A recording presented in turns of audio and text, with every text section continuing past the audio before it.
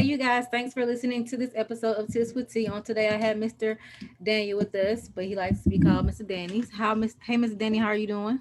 I am so good, T. It's a pleasure to be here. I met you a little bit for a few seconds in the green room here, and suffice it to say, I already love you and love the way you think and love what you're all about. And so, thank you for having me. What an honor to be on your show. Thank you so much for being a guest today. So, tell us a little bit more about yourself and what you do. I always wish that I could say that I worked in my dad's business, that my house was 3 blocks from from where I grew up, that my friends were the same ones that I had all my life, but that wasn't the opportunity I was given in this lifetime. I lost my mom and dad 2 years apart on the same day when I was just a kid. And that single event pretty much changed the course of my life. Because while all my other friends were playing and having fun, I was trying to wonder why the thing that I loved the most, my dad was my hero and my mom was like just this big source of love for us, why they would be taken from me for no apparent reason 2 years apart on the same day. That day was July 4th. And so I grew up believing that I had to become independent, that they were giving me a message of independence. Well, it wasn't until about 35 years later that I realized they weren't born on Independence Day. They died on Independence Day. Mm-hmm. And what that meant was that independence didn't mean life. It actually meant death. Mm-hmm. When we try and do things on our own, we succeed to a certain level, but we don't succeed as much as we could if we would work together with other people. Mm-hmm. So part of what I do now is I wrote a book called The Mosaic, which is lingering over my left shoulder for anybody that's watching the video. And there are 2 stories that are in The Mosaic. There's one is the story of the words of the book. The words of the book tell a fableized version of the story I just told you, Mm-hmm. where the adults tell him that his parents are in heaven, and he goes in search of the place called heaven. But the people he meets are not the people you would imagine.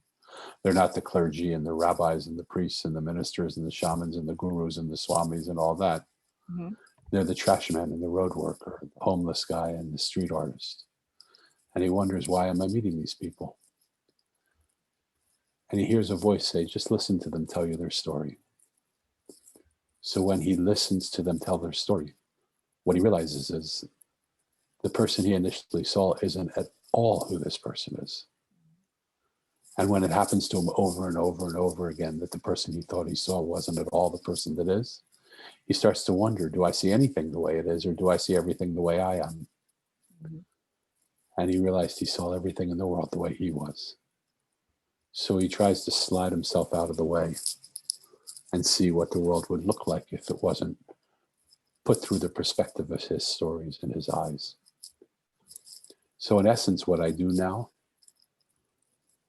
is I use the characters in the book, The Mosaic, to help people get out of their own way, to see how much is right in front of them if they would only allow themselves to experience the experience of this experience. You know, things go bad and we get scared and we hide. Things go good and we celebrate.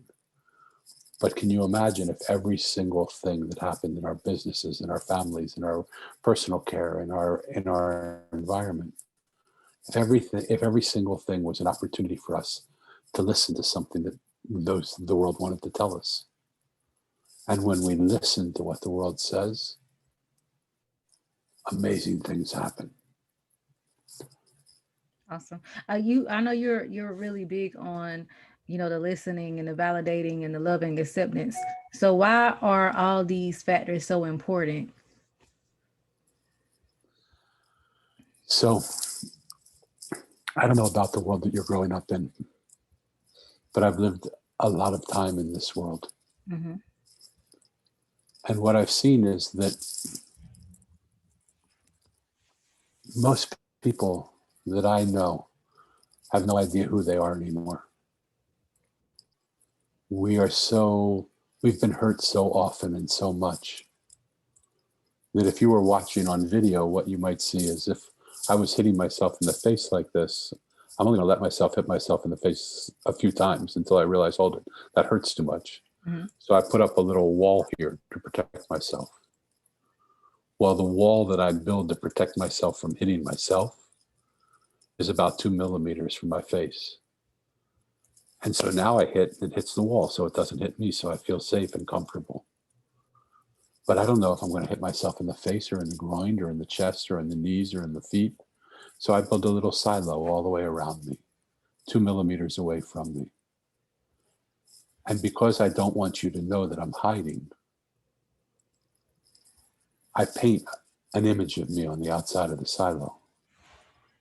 So when you come up to that silo, you actually think you're meeting me.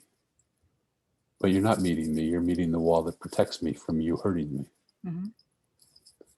When we listen to people and hear people, when we love and accept people, when we acknowledge and validate them for what they're saying, as what they're saying, what that allows them to do is they feel safe now. They don't need to have a wall around them to protect themselves from anything because no one's going to hurt them. They're loved and accepted and listened to and heard.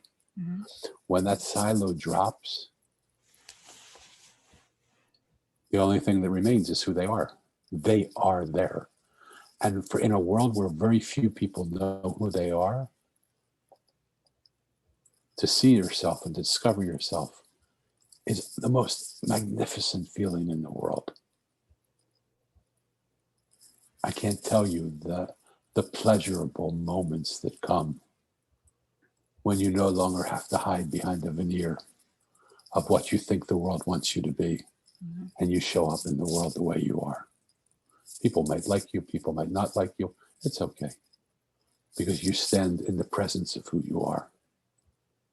Imagine how a person would operate in their business if they stood in the presence of who they are, rather than they were worried or skeptical or afraid or just thinking, who do I have to be in order to get this client? What do I have to do? How do I have to sell? When you are yourself, people are drawn to you like a bee's drawn to a flower. Mhm.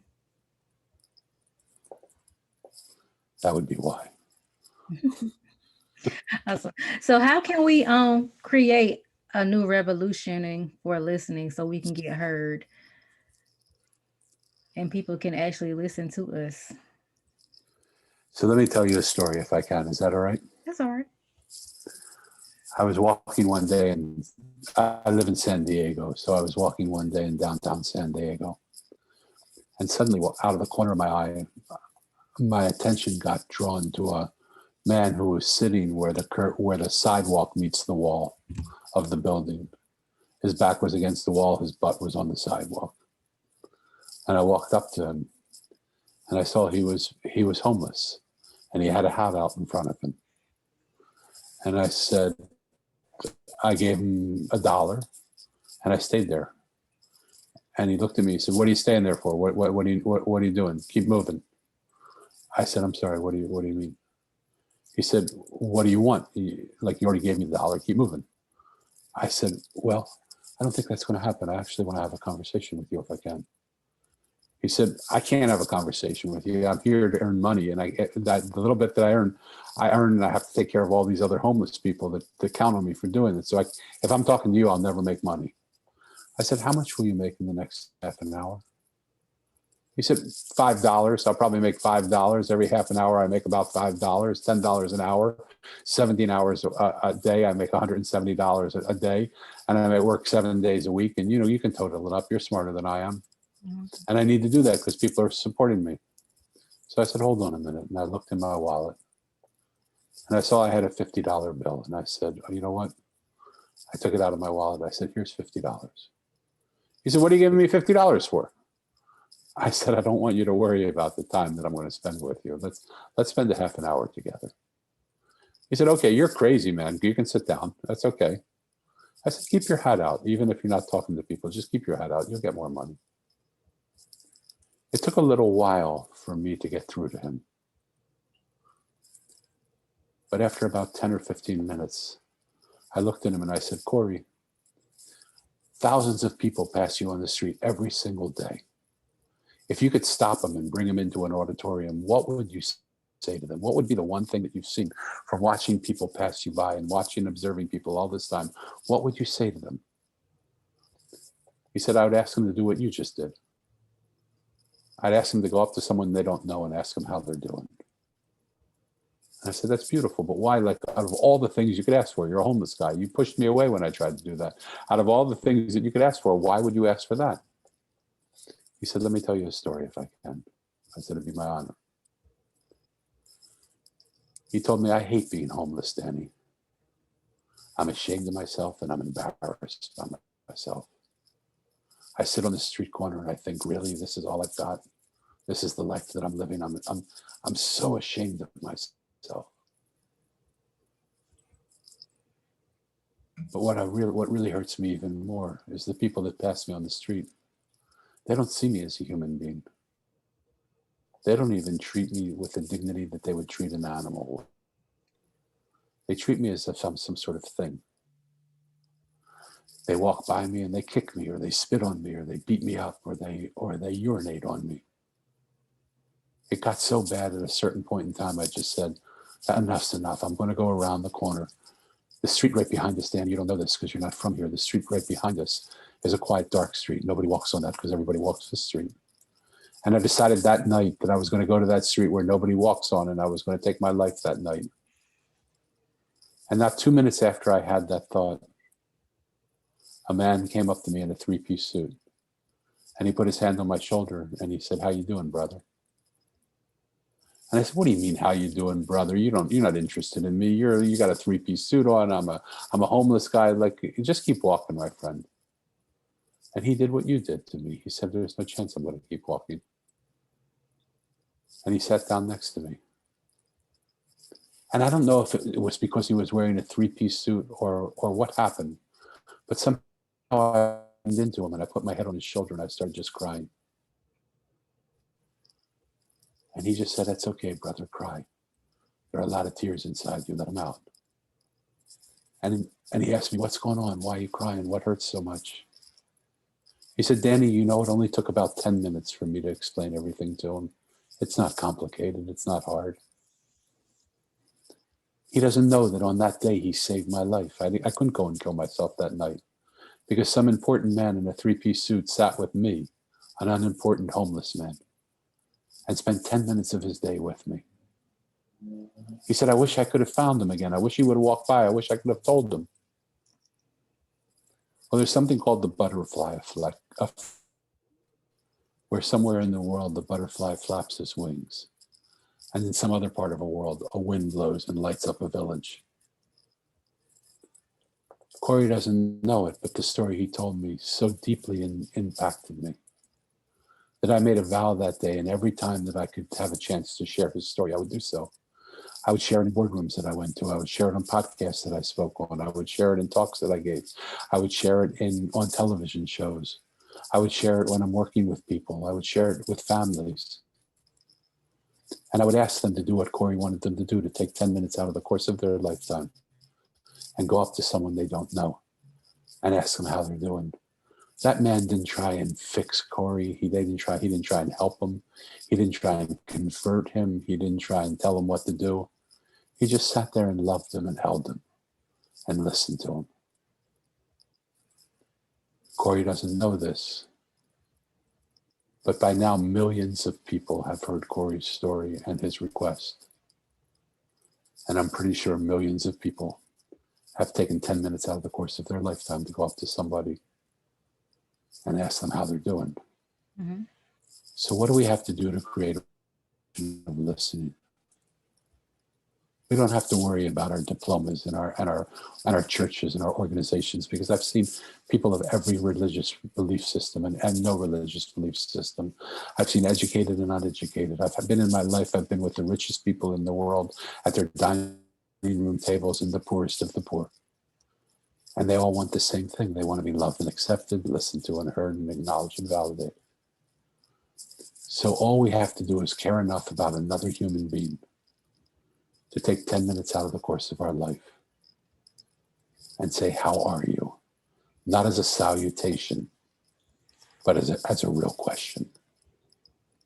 We say, how are you? And people say, good, fine, great. And we go on to the next question because we don't really give a darn how they're doing. Mm-hmm. To start this revolution, we just have to start to care about one another again.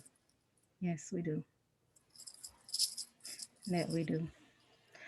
So, thank you for sharing that story with us. It was very heartfelt. Um, so tell us more about your book, The Mosaic, and what was your purpose of writing a book? So if anybody's watching the video, they can see I'm getting old. And so as I was getting old and people looked at my life and they said, boy, you haven't lived a life like most people have lived. You've walked away from running $1 billion company to hitchhike around the world. You walked away from being the protege to the man who founded organizational psychology. He wanted you to do it with him and hand it over to you.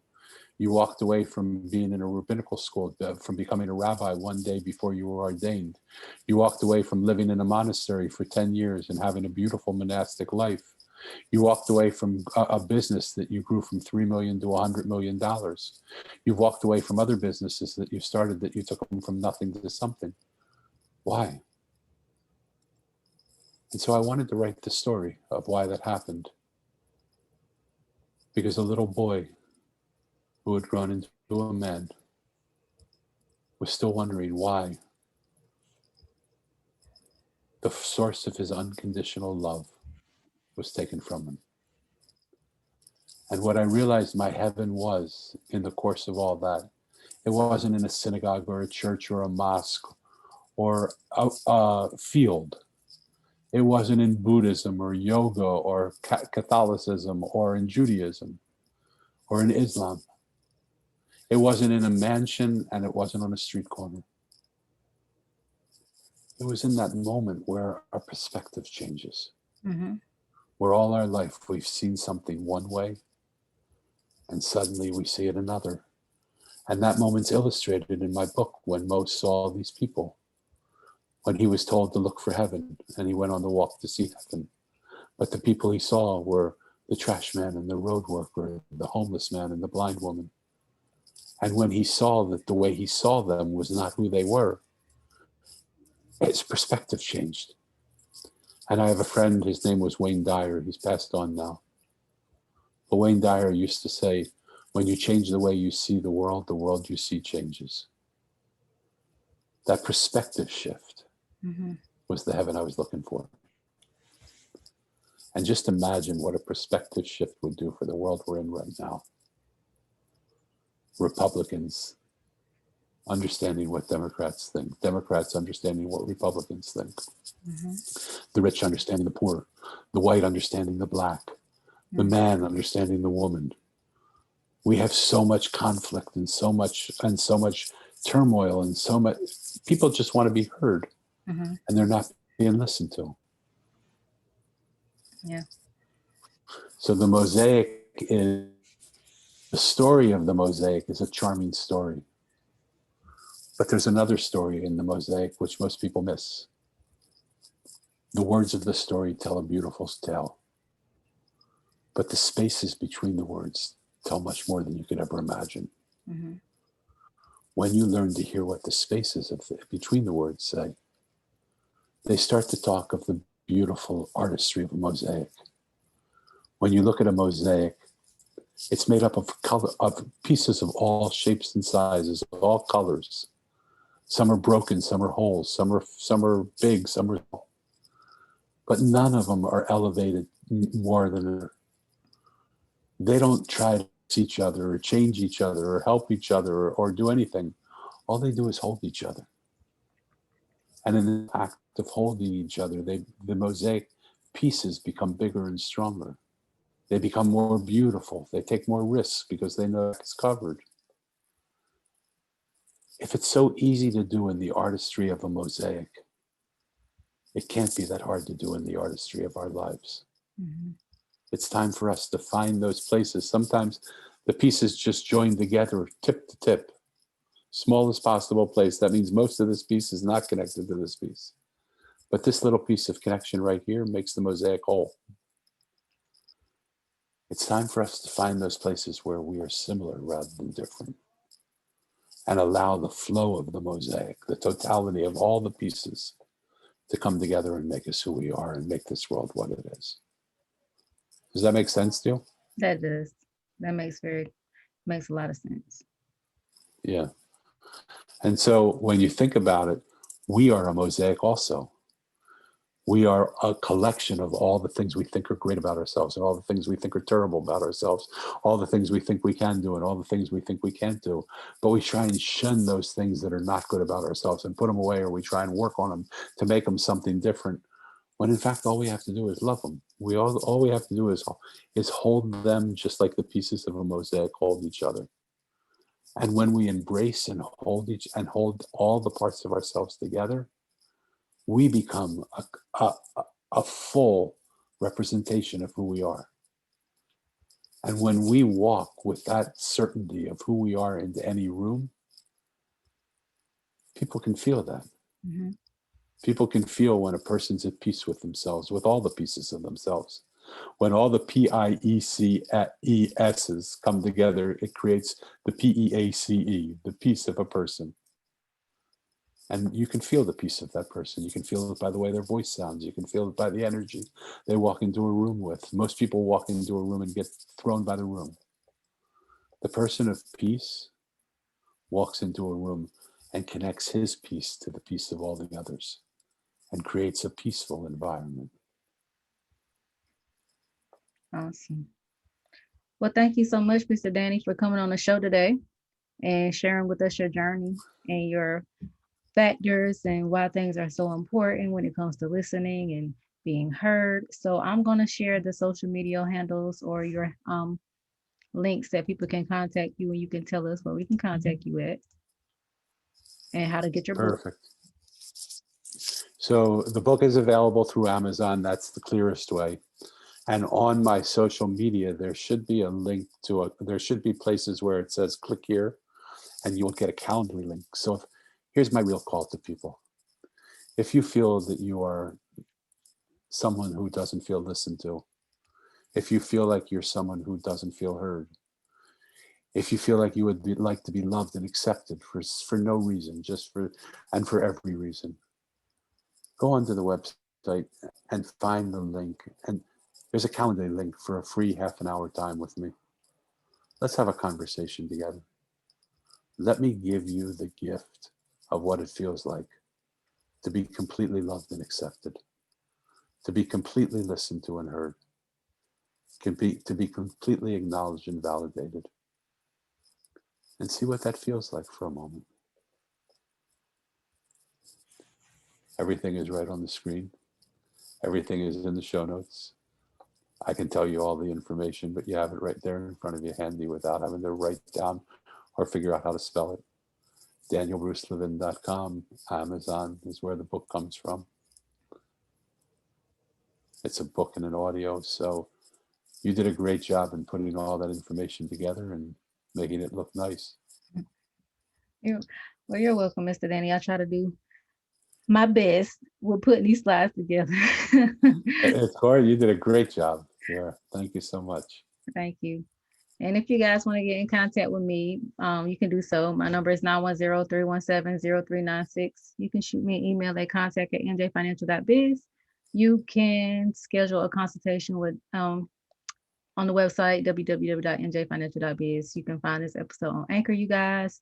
You can find this episode on the YouTube channel as well. And if you are an entrepreneur or you want to share your journey about being an entrepreneur, or you want to be a guest on the podcast, feel free to shoot me an email at contact@mjfinancial.biz. So thank you once again, Mr. Danny, for being on the show. I highly appreciate you. Vice versa. Mir, thank you for having me and opening yourself up to allow me to share with you what I think and feel. I appreciate you. You're more than welcome. And you guys, we will see you on the next episode of Tips with T.